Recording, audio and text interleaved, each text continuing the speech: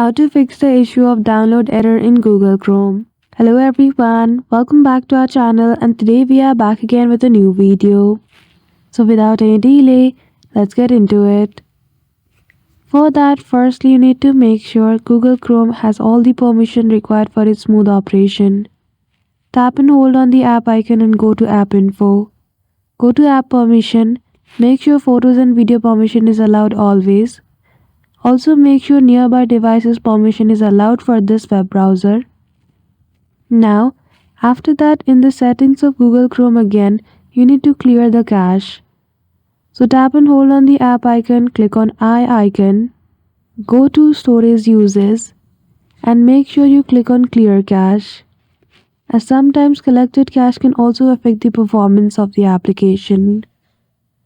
Now the last option is to go to Google Play Store. Make sure that the Google Chrome application is up to date. So if you see the option of update in the place of open, click on it and do update the app.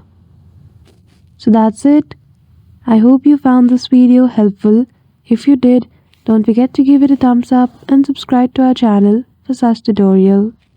Thank you for watching till the end.